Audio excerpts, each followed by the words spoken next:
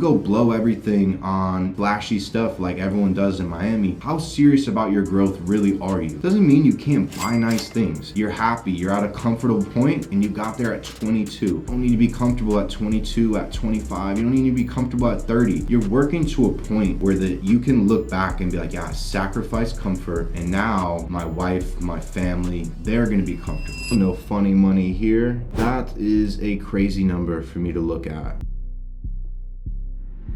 Yo, what is up, YouTube? I'm back. It's been a while. I think it's been at least a year since I've uploaded to YouTube. Been putting in a lot of work behind the scenes. I'm kind of like the contra guru in a way, you know? Like, my business is social media, so I know you guys have been seeing me. I've been working on the business. I just have a ton of updates. I want to catch up with you guys. I can tell you that this year I'm committed to YouTube, committed to long form. You're gonna see a whole lot more of me. And I'm gonna make some dope fucking content this year. And I'm gonna try and show you guys a lot of what I've been going through, a lot of what I'm learning. I'm 26 now, I've learned a lot. And I kind of just been reflecting back. Like, I made my first YouTube video when I was 15 years old. And I know how much I love YouTube, and I know how much getting exposure to just, you know, periods of time or just entrepreneurs that are at different points than you in their careers.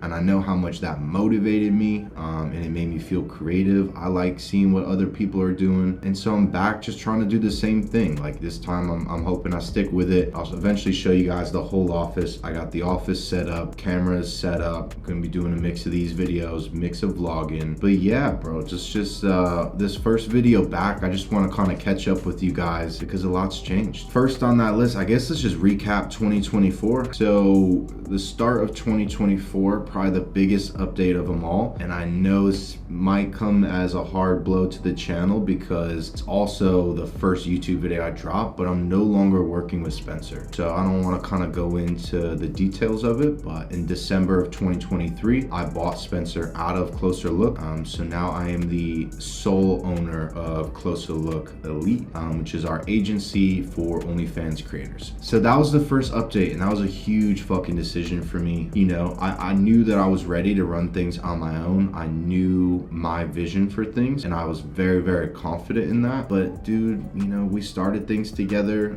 We didn't end up in a good place, and that was really, really tough on me. But yeah, I mean, looking back, I mean, 2024 was that year for me where things really, really took off, and I think that was a move that I just needed to make. So that's probably the biggest updates. 2024 was all your boy. We were rocking solo. That's probably the first big update.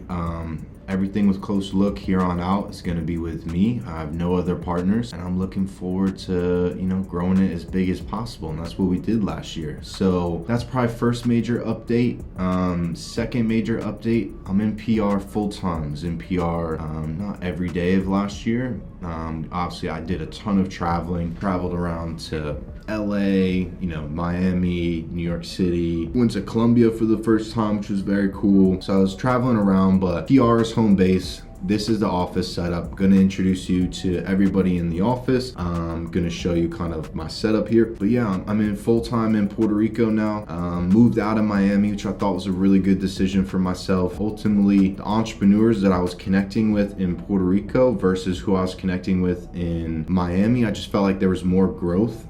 I felt like living in Puerto Rico was more right to me. I felt like the entrepreneurs down here were more on my wavelength. They were thinking about things at scale the way I was thinking about things. Miami is just so easy to get caught up in the kind of glitz and the glamour of being in Miami and being a guru, but not that there's anything wrong with that, but it just wasn't what was resonating with me. There's a lot of like killers down here in Puerto Rico, like big ballers, like the best in the industry, guys that are serious about growth, serious about learning things, being the best at their craft. And I just felt like that resonated more with me, and I felt like I needed to commit more time down here. So that's what I did. Was my setup in Miami fucking dope, and do I miss it? Yes. Do I miss the Aston Martin? Yes, so much. Do I miss elevation and all the nice things Miami have to offer? Absolutely. Am I living as good in Puerto Rico? Not even close. not even close. So, but I knew that was something I wanted to commit to. And so I committed to living in Puerto Rico, and it's been good. I mean, my network has really expanded. I think I really have a good idea of what, if you want to be the best at what you do, like what it really takes, what it looks like. So that's what I've been doing. I've been living in Puerto Rico full time. Bought a new car, got rid of the Aston, bought an SVR, Range Rover SVR. Pretty dope. Not the, sorry, I'm not as cool as your favorite guru in the SVJ. I'm in Puerto Rico and the potholes are crazy. And so there's no way I was getting a sports car down here. And so the Range Rover will do. That's kind of it for lifestyle stuff. Just been working. This year was crazy for business. I mean, kind of looking back at 2024, I think there's some lessons in there. There's some stuff that I definitely learned that I want to try and explain to you guys. So first thing I'll kind of go over is your environment and how crucial that is to your development. I know there's a lot of younger entrepreneurs following me and a lot of guys in that 15, 18 year range where, and I gotta say 15 just because everyone's getting, so young getting into e-commerce and trading. But like young guys starting their career, I kind of want to go over like why your environment is so key, because there's a lot of misconceptions about it. There really is. And so a lot of you are like, well, I'm just gonna stay at my mom's house and I'm not gonna pay rent. I'm gonna stay in my hometown because I feel comfortable here and I know people, and all of that is actually a bunch of bullshit, right? What you're trying to do is you're trying to avoid discomfort and you're trying to avoid growing is really what you're doing. Puerto Rico for me is not a comfortable place to live. So, Puerto Rico is not comfortable for me to live in. Like, there's so many things about Puerto Rico that make me uncomfortable. Example, 6 a.m. 2 days ago, I'm getting my coffee. I'm like, you know what? I live right by the beach. Let me go walk around on the beach, seeing a little sunrise, peaceful, drinking my coffee. And all of a sudden this dude gets in my face yelling, "Go home, Yankee." Yelling at me, "Fuck you, motherfucker, go home, Yankee." Yo, the fuck? You don't know how uncomfortable I didn't know if this guy was about to hit me. Was I scared? No, can't handle myself. But makes your environment a little uncomfortable. Now, I bring up that example because so many of my friends never moved down here. They think about it, they pay Uncle Sam a couple $100,000, then they're texting Grant, "Yo, think about moving down, maybe next year, maybe the year after." It's just, I've been here 3 years, right? You either make the change or you don't, right? You either get caught in comfort and you stay in Miami, you stay in your hometown, you stay where you're comfortable, or you keep fucking growing. And I think years between 20 and 30, comfort is not your priority. So when it comes to your environment, stop seeking comfort. You're not gonna grow, right? And everyone uses that same metaphor, but like the shark in a fish tank doesn't grow past the fish tank. You won't grow. Your environment doesn't dictate growth, right? And so I kind of want to break it down, like what things in your environment are you looking for that'll help you grow? And quite simply, it's you want to be in an environment where people are better than you at what you want to do. If you're gonna go to the gym and you want to get bigger, I promise you, as good as it feels to bring your boy who benches less than you so that every time you're the one benching more and you feel like big dog, I guarantee you give up the comfort of feeling like that and you go train with a bunch of dudes that are a lot stronger with you, you're gonna get stronger, right? If you live somewhere where there's better entrepreneurs and they are gonna raise your level of entrepreneurship. Miami, in my opinion, was doing nothing for me. No offense, I was doing Miami level business at like 22 years old, right? There's a reason 18-year-olds live there. It's not, there's, you know what I mean? It's not that crazy. $5,000 a month on an apartment, another fucking $5,000 a month so you can rent your Lambo. The first 90 G's that you made, you put down on the car. Like, come on, it's, the people that know, we're seeing through that. Miami doesn't offer that much growth. And so I really liked Puerto Rico. Your environment needs to have people doing better than you so they can pull you up. Your environment also needs to have a level of unknown. You can't keep moving places where you know everything and expecting you're gonna grow. You grow by going through the unknown and figuring things out. You keep trying to avoid that and you're like, well, I don't know how to move to Puerto Rico. I don't know what lawyers to hit up. Where would I live? You know what I mean? I don't know Spanish. Like, the whole point is put yourself in situations so that you can live up to the situation and grow. It's actually something I'm super proud of. I can look back and be like, yeah, I didn't live every single year in the US. I lived in Puerto Rico for a portion of my life. I sacrificed comfort. I sacrificed my penthouse apartment and my sports car so that I could save on taxes. That kind of brings me to my next point. Like, your environment needs to have leverage points that you can pull on. And so what I mean by that is like, okay, yeah, you know what? When you're worth $100 million, yeah, maybe you don't need to live in Puerto Rico because it doesn't buy you that much more. But when you're on the come up, that 35-40% you're slinging the Uncle Sam, that accelerates growth like you don't even know. Like you can buy another course, you can hire another employee, you can pay more to get more leads to your business, you can be more aggressive, you can do things your competitors aren't doing. That money is everything. And the fact that some of you don't look at it like that, I always found very confusing.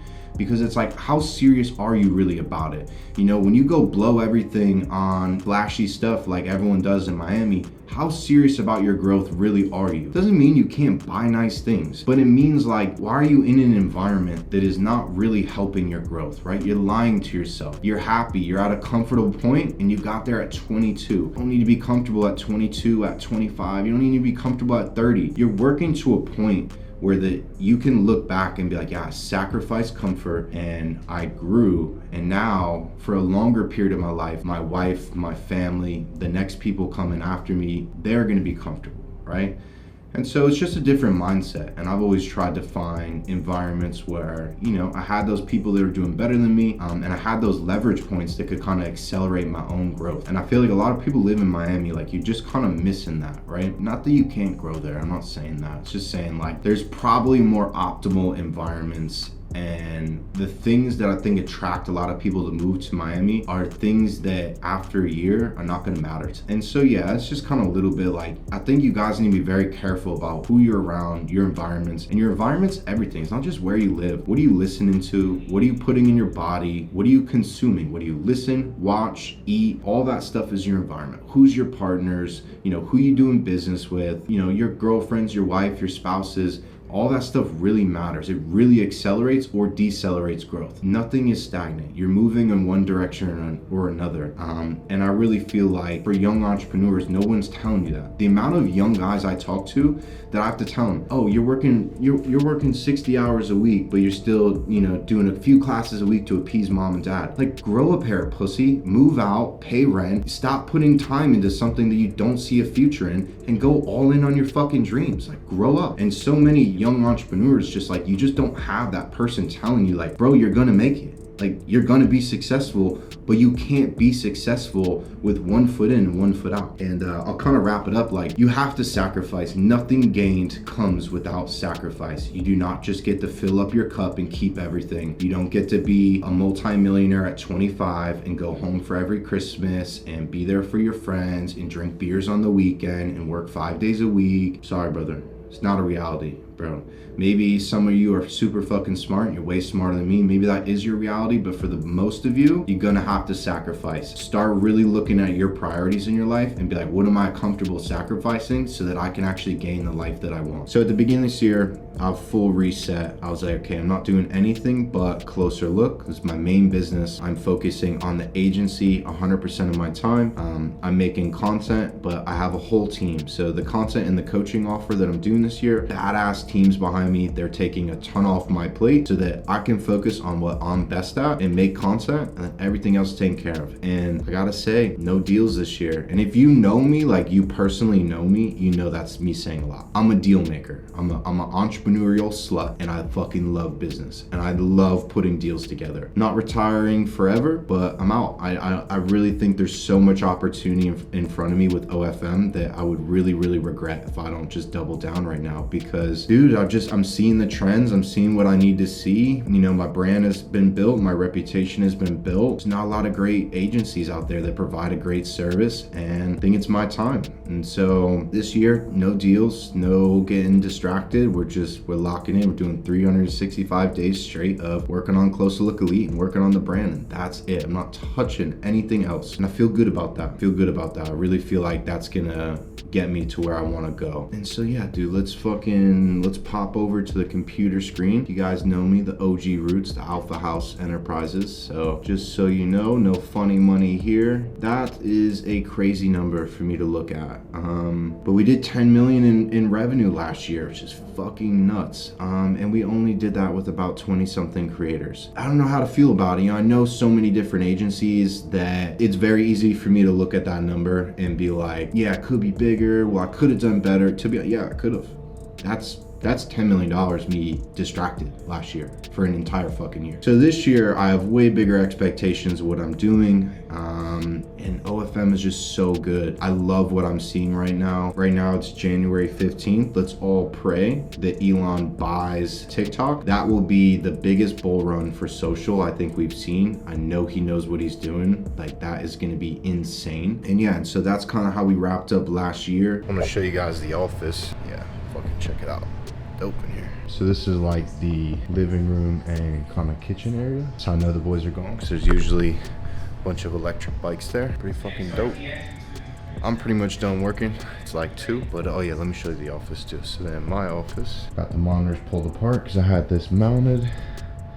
Little beanbag. It's kind of messy because I've just been getting all the film and stuff set up. But yeah, it's fucking dope. This is where the millions are made. Shout out Lucci. Lucci started this office. It was called Trade Space. Still is called Trade Space. Just the only thing we've switched up is we've turned it private. So now we select and kind of interview everyone that comes in here. And the guys that are in here, we all kind of just divvy up the rent costs. And dude, it's been dope. The office is super dope. Everybody in here is super, like, the energy is right there. Everybody's on their grind. Obviously, most of the people are trader, but there's a lot of other people in here doing different businesses. Some solar guys in here, some guys doing crypto. So, you know, I didn't trade a ton last year. I still traded, but dude, is such a dope space. So shout out to him for setting up this space. It's something I know all the guys come to every day. We really value it. Shout out to you for letting me take the, this is the old meditation room, but I thought my work might be a little distracting to the office on the outside part. So, I mean, dude, I got very lucky with getting a super dope setup. Let me know what you guys think. I guess I'll start vlogging. I'm not really used to it. Kind of weird for me. You guys want to see anything? I don't know about vlogging at events. I'll have to warm up to some of the stuff, but I definitely do like a day in the life. I'll kind of show you guys like what my day looks like. It's not too crazy. I think it'll be pretty cool for some of you guys to see. Dude, we've been crushing it. We've been working on the business. Got a lot of cool stuff coming up. A lot of cool stuff. So I don't want to make too many announcements just in this first video.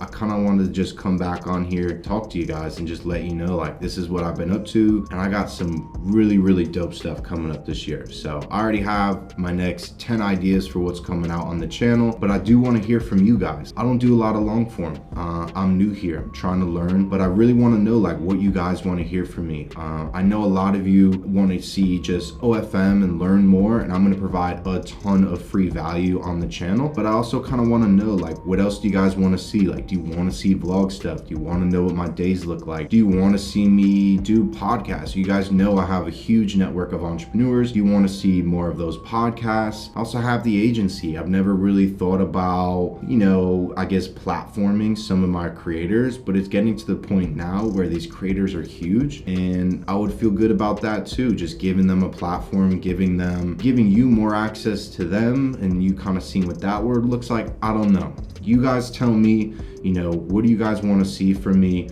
I'm gonna try and be cranking out videos weekly, so I'm gonna be aiming for 2 videos a week. So we got plenty in there for you guys to get what you want. So hope you guys had a good 2024. I really appreciate everyone that's been supporting me. I definitely can't pull these things off without that support. You know, you guys have supported me from the very beginning.